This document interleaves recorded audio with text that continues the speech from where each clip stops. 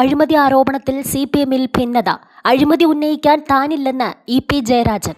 വിഴിഞ്ഞം അന്താരാഷ്ട്ര തുറമുഖത്തിന്റെ ഓഹരി കൈമാറ്റവുമായി ബന്ധപ്പെട്ട് സംസ്ഥാന സർക്കാരിനും മുഖ്യമന്ത്രി VD സതീശനുമെതിരെ CPM ശക്തമായ അഴിമതി ആരോപണങ്ങളും പ്രതിഷേധങ്ങളും ഉയർത്തുന്നതിനിടെ സ്വന്തം പാർട്ടിയെയും കണ്ണൂർ ജില്ലാ സെക്രട്ടറിയെയും തള്ളി മുതിർന്ന നേതാവും CPM കേന്ദ്ര കമ്മിറ്റി അംഗവുമായ EP ജയരാജൻ. വിഴിഞ്ഞം പദ്ധതിയുമായി ബന്ധപ്പെട്ട വിവാദങ്ങൾ പൂർണ്ണമായും അനാവശ്യമാണെന്നും ഇത് കേരളത്തിൽ ഒട്ടും ഗുണകരമല്ലെന്നും EP ജയരാജൻ മാധ്യമങ്ങളോട് വ്യക്തമാക്കി. വിഴിഞ്ഞം ഓഹരി കൈമാറ്റത്തെക്കുറിച്ച് മുഖ്യമന്ത്രിയോട് 5 ചോദ്യങ്ങൾ ഉന്നയിച്ച് CPM കണ്ണൂർ ജില്ലാ സെക്രട്ടറി KK രാഗേഷ് രംഗത്തെത്തിയതുമായി ബന്ധപ്പെട്ട മാധ്യമങ്ങളുടെ ചോദ്യത്തിന് അത് ആക്ഷേപം ഉന്നയിച്ചവരോട് ചോദിക്കണം എന്നായിരുന്നു EP ജയരാജന്റെ മറുപടി. വിഴിഞ്ഞം പദ്ധതിയിൽ അഴിമതി ആരോപണം ഉന്നയിക്കാൻ താനില്ല.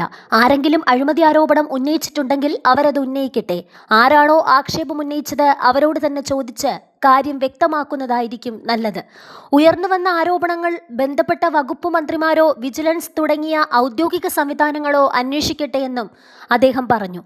നിലവിലുള്ള കരാർ വ്യവസ്ഥകൾ അത്ര എളുപ്പം ലംഘിക്കാൻ സാധിക്കുന്നതല്ലെന്നും ജയരാജൻ ചൂണ്ടിക്കാട്ടി. കേരളത്തിൽ എപ്പോഴും വിവാദങ്ങൾ ഉണ്ടാക്കുക എന്നൊരു മോശം പ്രവണതയാണ് കണ്ടുവരുന്നതെന്ന് EP ജയരാജൻ കുറ്റപ്പെടുത്തി. നിലവിലെ സർക്കാരിനെയും മന്ത്രിമാരെയും അദ്ദേഹം വിമർശിച്ചു. ഭരിക്കുന്ന മുന്നണിക്കും മന്ത്രിമാർക്കും മുഖ്യമന്ത്രിക്കും നിലവിൽ ഭരണത്തിലല്ല താൽപ്പര്യം, പകരം അനാവശ്യ വിവാദങ്ങൾ ഉണ്ടാക്കാനും ശണ്ടയുണ്ടാക്കാനുമാണ്. അതുകൊണ്ട് വിഴിഞ്ഞം തുറമുഖത്തിന്റെ പ്രവർത്തനങ്ങൾ അതിന്റെ കരാർ വ്യവസ്ഥ അനുസരിച്ച് വേഗത്തിൽ പൂർത്തീകരിക്കാനുള്ള താൽപ്പര്യമാണ് സംസ്ഥാന സർക്കാർ കാണിക്കേണ്ടത്, ജയരാജൻ പറഞ്ഞു. കരാർ വ്യവസ്ഥകളിൽ നിന്ന് ഒട്ടും വ്യതിചലിക്കാതെയും അതേസമയം സംസ്ഥാനത്തിന്റെ പൊതു താൽപ്പര്യങ്ങൾ പൂർണ്ണമായി സംരക്ഷിക്കാൻ കഴിയത്തക്ക നിലയിലുള്ള ഫലപ്രദമായ ഇടപെടലാണ് സംസ്ഥാന സർക്കാരിന്റെ ഭാഗത്തു നിന്നും ഉണ്ടാകേണ്ടത്. മന്ത്രിമാരൊക്കെ ഈ കാര്യത്തിൽ നല്ലതുപോലെ ശ്രദ്ധ പതിപ്പിക്കണമെന്നും കേരളത്തിന്റെ പൊതു താൽപ്പര്യമാണ് ഇവിടെ സംരക്ഷിക്കപ്പെടേണ്ടതെന്നും EP ജയരാജൻ ഓർമ്മിപ്പിച്ചു.